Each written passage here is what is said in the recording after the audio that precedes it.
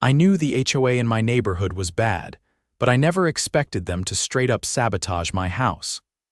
The ringleader of the madness, Helen Lancaster, the self-appointed queen of the HOA, a middle-aged woman with a permanent scowl and an obsession with making everyone's life miserable. I had been living in the neighborhood for about 6 months, keeping my head down and avoiding unnecessary drama. But Helen, she had other plans. She hated that I parked my work truck in my own driveway, even though it was well within the HOA guidelines. According to her, it was an eyesore that brought down property values. Never mind that half the neighborhood had worse-looking vehicles. She started small, petty fines for things like leaving my trash bins out 5 minutes too long or my grass being an inch too high. I ignored most of it, knowing she didn't have the legal authority to enforce half of what she was demanding. But then, she escalated. One evening, I came home to find a bright red violation notice taped to my door. Unauthorized external modifications, it read. Confused, I scanned the letter. Apparently, the small utility sink I installed in my basement inside my own house, mind you, was a violation of HOA plumbing restrictions. I laughed at the absurdity of it and tossed the paper onto the kitchen counter. But Helen wasn't done. The next morning, a plumber I didn't recognize was in my front yard, fiddling with my water main. I stormed outside. "Hey, what the hell are you doing?" I demanded. The guy looked up, startled. I was sent by the HOA. They said your basement modifications were illegal, so I was ordered to shut off your water until it's corrected. I clenched my jaw. "You're not touching anything." Helen appeared from around the corner, arms crossed, smug as ever. "Mason, you were given a warning. That sink is against HOA policy. We gave you ample time to remove it." I stepped toward her. "You don't have the authority to shut off my water." She grinned. "Actually, I do. The HOA owns the water distribution rights in this neighborhood. If you refuse to comply, I have every right to enforce our policies." I stared at her, trying to keep my temper in check. "This is illegal, Helen." "Oh, don't be dramatic. Remove the sink and we'll turn your water back on." I didn't say another word. I turned on my heel, walked inside, and immediately called my lawyer. By the time I returned outside, the plumber had already left and Helen was sauntering back to her car. I had no running water. I was furious, but I wasn't going to let her win. That night, I stayed at a hotel and started digging. I went through the HOA's bylaws, public records, and, most importantly, their financials. That's when I found something interesting, something Helen had clearly hoped no one would ever look at. The HOA was deep in debt. Mismanagement, ridiculous spending, and unnecessary legal battles had drained their reserves. And the best part, the HOA's ownership rights, including the water distribution system, were up for sale to cover their debts. I didn't sleep that night. Instead, I made a few calls, pulled some strings, and by the end of the next day, I owned the HOA. Every single thing Helen thought made her powerful. It was mine now. She had no idea. And I was going to make sure she found out in the most satisfying way possible. The morning after I finalized the purchase, I drove back to my house with a quiet determination.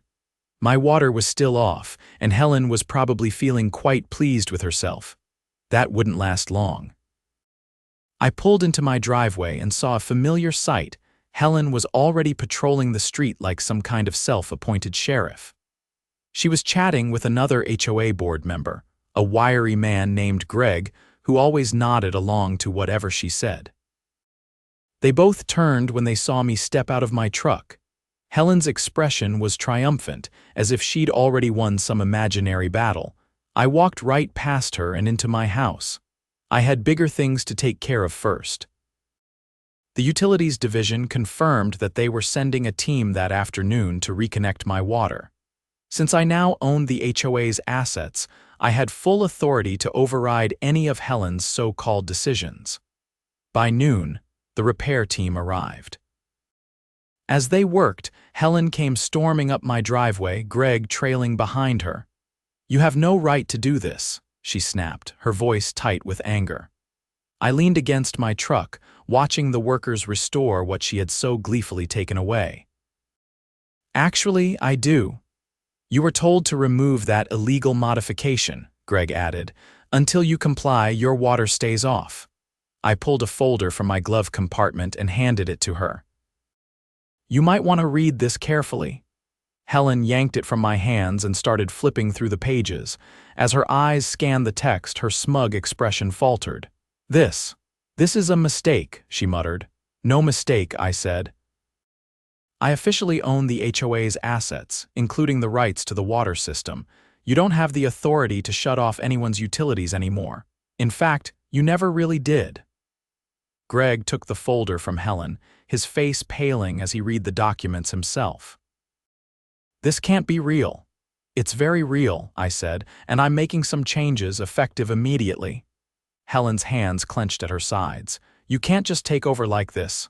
I didn't take over. The HOA was in financial ruin because of mismanagement. The bank was auctioning off its assets and I bought them. I crossed my arms. That means I control the enforcement of policies now.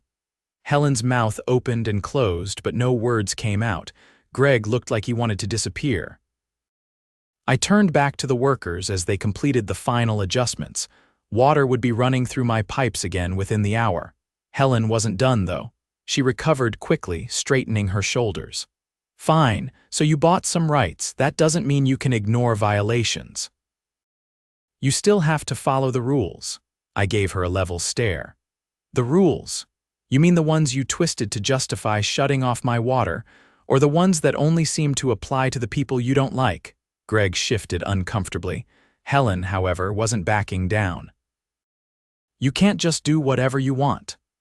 No, but I can make sure that everyone is treated fairly, I said. Starting today, I'm conducting a full audit of the HOA's finances, policies, and enforcement records.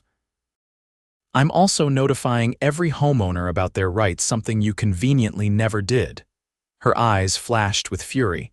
You have no idea what you're getting yourself into. I let out a short laugh. Oh, I think I do. And I suggest you start preparing for some big changes, Helen. She turned on her heel and stormed off, Greg hurrying after her. I watched them go, knowing this was far from over. Helen had spent years controlling this neighborhood. She wasn't going to let that power slip away without a fight. But she had no idea just how prepared I was. Helen's anger didn't fade with distance. The moment she reached her house, she slammed the door so hard the windows rattled. Greg followed her inside, looking as though he regretted ever getting involved. Inside my home, I turned on the kitchen faucet. A steady stream of water flowed out, crystal clear and ice cold. It was a simple thing, but after what Helen had done, it felt like a victory. I let it run for a moment before shutting it off and heading to my office. There was still work to do. The documents I had collected on the HOA's financials were damning.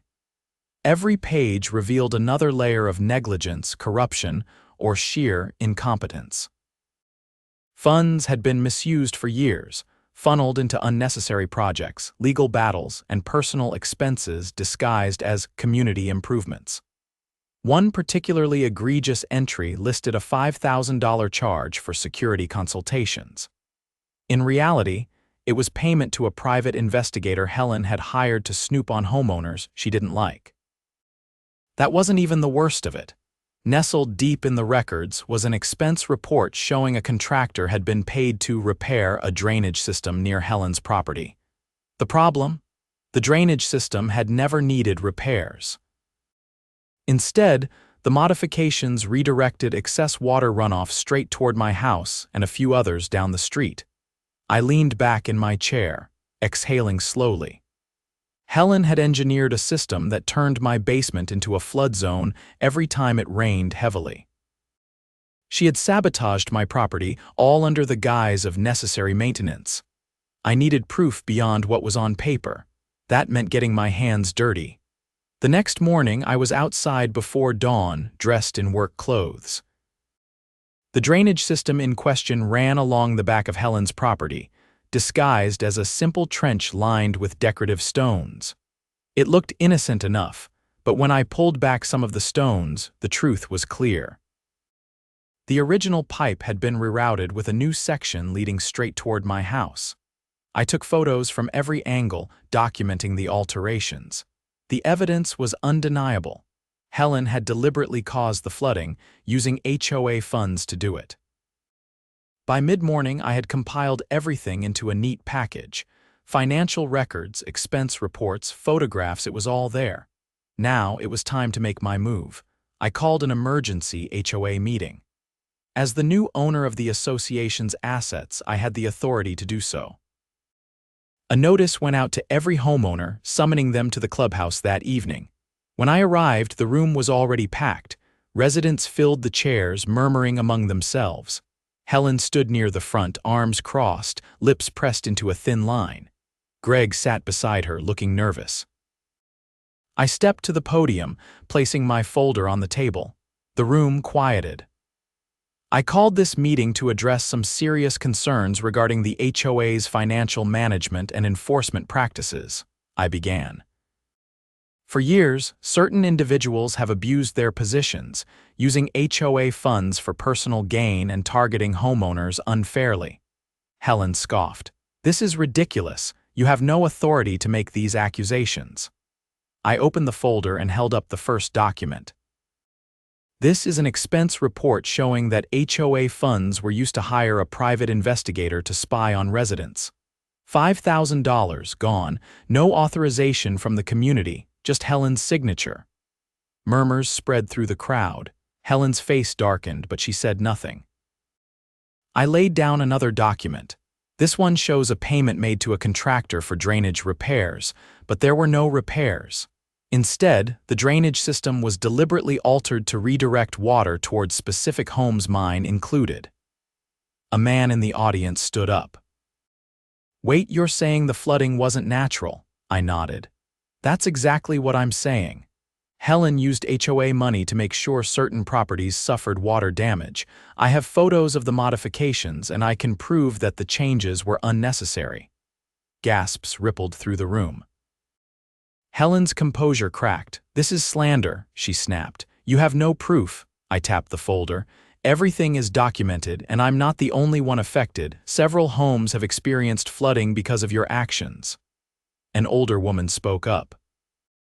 My basement has been flooding for the past year. I thought it was just bad luck. A younger man added, same here, I had to replace my flooring twice. The room buzzed with outrage. Helen's grip on the HOA was slipping, and she knew it. Greg tried to intervene. We need to discuss this in private before making accusations. I shook my head. No more secrecy. The homeowners deserve to know exactly what's been happening with their money and properties. Helen's eyes darted around the room, searching for support. Finding none, she turned back to me. You think you can just take over and rewrite the rules? I met her gaze. I don't need to rewrite anything. I just need to enforce the laws that already exist. The meeting ended with a vote. The residents overwhelmingly supported an independent audit of the HOA's finances and a full investigation into the drainage issue. Helen stormed out before the results were even announced. I knew this wasn't the end. Helen wasn't the type to back down quietly. But for the first time in years, the community had turned against her. And I was just getting started. The aftermath of the meeting was swift and brutal. Homeowners who had once stayed quiet now spoke freely about the HOA's abuses. The very next morning, I found a group of neighbors gathered outside my house, a mix of frustration and relief in their expressions. They wanted to know what came next. I told them the truth. The independent audit was moving forward, and legal action would follow if necessary. Some of them had already started gathering their own records, unfair fines, ignored maintenance requests, and policies that had been enforced selectively. It was clear now that Helen's reign had been built on intimidation and deception. But Helen wasn't the type to surrender. That evening, I caught movement near my driveway. I had already installed security cameras after the water shutoff stunt, so I watched the feed from my phone. Helen stood by my truck, her phone pressed to her ear. Moments later, a tow truck pulled up. I stepped outside before they could hook it up. Helen turned, her expression unreadable. The tow truck driver hesitated, sensing the tension. "This vehicle is in violation of HOA ordinances," she said. "I'm having it removed." I folded my arms. "No, you're not." She held up a clipboard. Chapter 7, Section 3. I cut her off. "That only applies to abandoned vehicles. My truck is registered, insured, and in perfect condition." "It's a commercial vehicle. Work trucks aren't allowed in driveways overnight," she countered. I pulled out my phone and opened the HOA's bylaws. "Wrong. The rule applies to vehicles with external advertising. Mine has none." The tow truck driver glanced between us. "I just got a call to tow a violation. If it's not one, I'm not getting involved." Helen's jaw tightened. "I'll report this to the board." "You mean the board that I now control?" She turned sharply and walked away, but I saw the way her hands clenched. She'd overplayed her hand again, and I wasn't the only one noticing. Several neighbors had gathered to watch. Some shook their heads. Others whispered. Helen's grip was slipping. Still, I knew she wouldn't stop.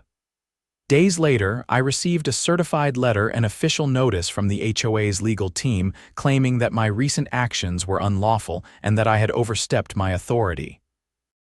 According to them, my purchase of the HOA's assets didn't give me governance rights. It was an interesting strategy, but it was also baseless. I had anticipated this move and already had my own legal team reviewing everything.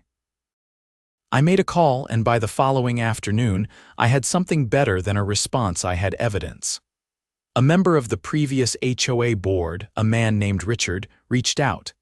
He had served under Helen before resigning months prior.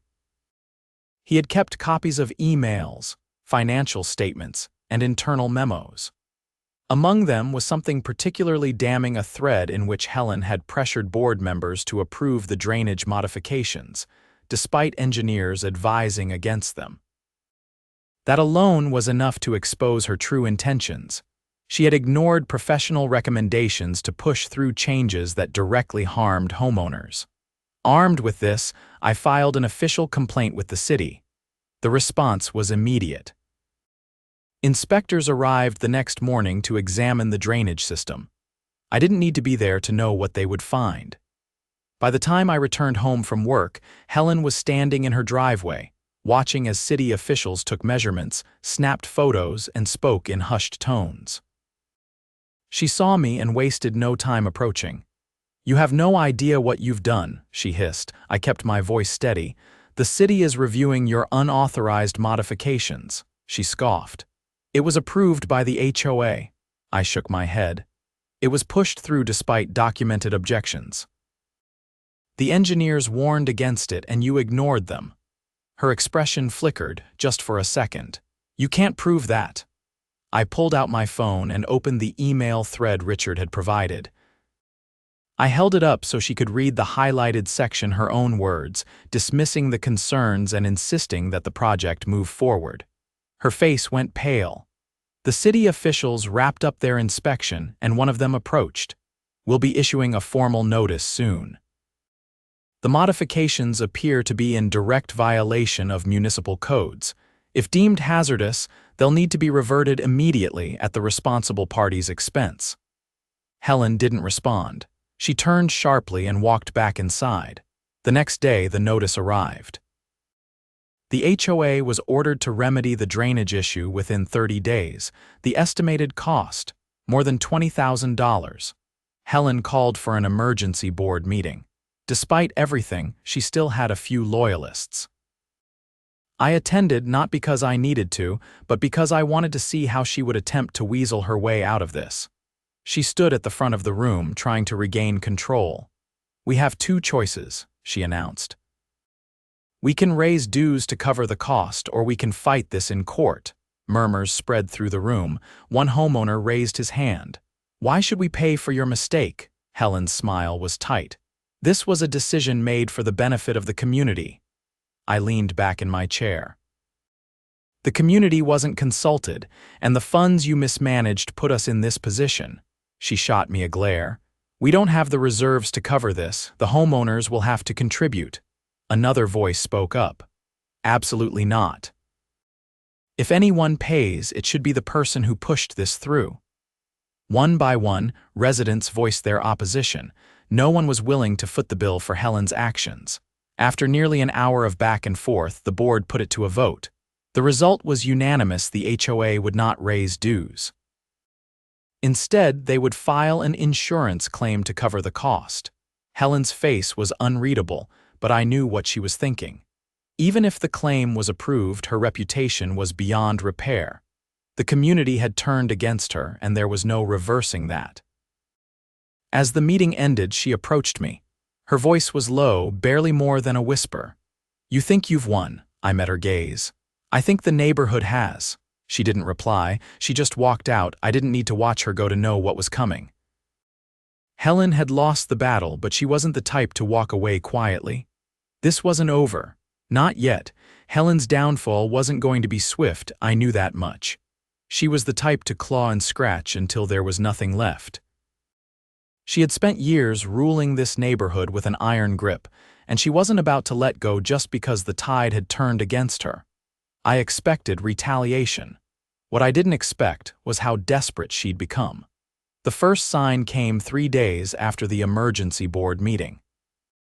A letter from the city arrived in the mail, informing me that my property was under investigation for multiple code violations. According to the complaint, my house had been modified without proper permits, my truck was an illegal commercial vehicle, and my drainage system was improperly installed. It was absurd. The so-called violations were either fabricated or related to the very drainage system Helen had tampered with in the first place. I called the city inspector directly. He was a no-nonsense man in his 60s, the kind who had seen every trick in the book. When I explained the situation, he sighed heavily. "This wouldn't happen to have anything to do with that HOA mess, would it?" he asked. I confirmed that it did. "I figured as much," he said. "We've seen this before. Someone in your HOA is trying to bury you in complaints, hoping we'll make your life miserable. I'll send a team out, but if everything's in order, you won't have anything to worry about." Sure enough, the inspectors arrived the next morning. They walked through my property, checking every alleged violation. By the end of it, they shook their heads. "Nothing here is out of compliance," one of them said. "We'll be closing the case." I thanked them, but I wasn't done. Helen wanted to play dirty. Fine, I could play smarter. That afternoon, I went to the county records office. I wanted to see if Helen herself had any outstanding violations. It didn't take long to find what I was looking for. Her house, her pristine, perfectly manicured house, had multiple unpermitted modifications. A deck expansion, a sunroom addition, and a fence taller than regulations allowed. All of it done under the radar without approval. I filed an official report with the city. If Helen wanted to use the system against me, I'd make sure it worked both ways. By the next day, city inspectors were at her house. I didn't go over to watch, but I didn't need to. Neighbors were already talking, and by evening, word had spread Helen was facing fines and mandatory corrections for her unapproved modifications. She was losing control, and she knew it. The next attack came in the form of a vote. Helen called for a special HOA meeting, trying to rally support to strip me of any authority over the community. She framed it as a necessary measure to protect the integrity of the neighborhood. I wasn't surprised. This was her last-ditch effort to regain control. The meeting was packed. Helen stood at the front, her usual confidence wavering as she addressed the crowd. She painted me as a rogue homeowner, someone who had undermined the HOA's structure for personal gain. I let her talk. When she finally opened the floor, I stepped forward. "I have one question," I said. "Why was no one informed that the HOA was drowning in debt?" Murmurs spread through the crowd. Helen stiffened. "The financial details were handled internally." "Without homeowner oversight?" I asked. "Because I have records showing years of mismanagement, inflated expenses, unnecessary legal fees, and personal expenditures that had nothing to do with community upkeep." Someone in the back spoke up. "Is that true?" I laid the documents on the table. "Every number is backed by HOA financial statements, And if anyone wants to verify, I'll make copies available. Helen's face darkened. You're twisting facts. I turned to the crowd. You all deserve full transparency, that's why I propose something different. Instead of letting one person dictate everything, let's hold an election for a new board. A real board with term limits and community oversight. The room erupted in chatter. Helen's grip on the HOA had always relied on keeping people uninformed. Now that the truth was out, her influence was crumbling. A homeowner raised his hand. I second the proposal. Another voice followed. I do too. A vote was called. The decision wasn't even close. The homeowners wanted a new board. Helen tried to protest, but it didn't matter. She had lost. By week's end, the election was set up. Helen didn't bother running. She knew she had no chance. When the results came in, a new board was in place. Their first order of business, a full audit of past HOA spending. And with that, Helen's reign was officially over. She moved out within a month. Her house sold quickly, but not before she had one last tantrum. She left her lawn to rot, refused to pay her final HOA dues, and tried to stall the sale with legal loopholes. But it didn't matter. The neighborhood was free. And as I stood on my front porch, watching Helen's moving truck disappear down the street, I smiled. Justice had finally been served. With Helen gone, the neighborhood felt different, lighter. People no longer walked on eggshells, waiting for the next ridiculous fine or arbitrary crackdown. The new HOA board, now made up of homeowners who actually cared about fairness, immediately got to work repairing the damage she had caused. But there was still unfinished business. The city investigation into the drainage modifications didn't just result in fines, it uncovered something far worse. The contractor who had carried out the work had been hired under false pretenses. Helen had lied on the permit applications, claiming the changes were necessary for public safety. That meant not only was the project fraudulent, but it also violated multiple municipal codes. That was enough for the city to take legal action. I wasn't the only homeowner affected by the flooding, and a few of us got together to discuss our options. With the city already involved, we had leverage. A lawsuit was filed against Helen personally, citing property damage, negligence, and fraud. I wasn't expecting to hear from her again. But one evening, just as the sun was setting, my doorbell rang. Helen stood on my porch, looking nothing like the woman who had once strutted through the neighborhood as if she owned it. Her usual tailored outfits were gone, replaced by something far less polished. Her face, once so rigid with confidence, now carried deep lines of stress. She didn't wait for an invitation inside. "This is harassment," she said, her voice lower than usual, as if she was trying to keep control. "You've taken this too far." I crossed my arms, leaning against the doorframe. "You flooded my basement and shut off my water. You really want to talk about taking things too far?" She exhaled sharply, shifting on her feet. "I was doing what was best for the neighborhood, that's all I ever did." I shook my head. "No, you did what was best for you. That's why you altered the drainage system to protect your own property, no matter who else suffered for it." Her mouth tightened, but she didn't deny it. "I don't have the money for a lawsuit," she finally said. "I had to sell my house for less than it was worth just to cover my legal fees. This could ruin me." There was a time when hearing that would have been satisfying, but now, standing in front of her, all I felt was certainty. She wasn't here to apologize. She wasn't here to make things right. She was here because she had finally lost and she couldn't stand it. I kept my tone even. "You didn't care when you were ruining other people's finances. You didn't care when you forced homeowners to pay for your mistakes. Now you want sympathy?" She looked away, her jaw clenched. For a moment, I thought she might actually say something real, something honest. But then she straightened her shoulders and lifted her chin. "All of this is pointless," she said. "You've won, congratulations, but don't think for a second that you're better than me." I didn't respond. She turned and walked down the steps, her posture stiff, as if she were still clinging to what little dignity she had left. Her car door slammed, and then she was gone. The lawsuit moved forward without her input. In the end, the courts ruled in favor of the homeowners. Helen was ordered to pay damages, though it was clear she didn't have the funds to cover everything. The remaining costs were absorbed by the HOA's insurance, and the drainage system was finally corrected.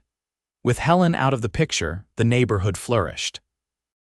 The new board focused on transparency, ensuring that every financial decision was made with homeowner approval. The absurd fines stopped. The harassment ended. People actually started enjoying their homes again. One afternoon, I was working in my garage when a neighbor stopped by. It was Richard, the former board member who had helped expose Helen's fraudulent activities.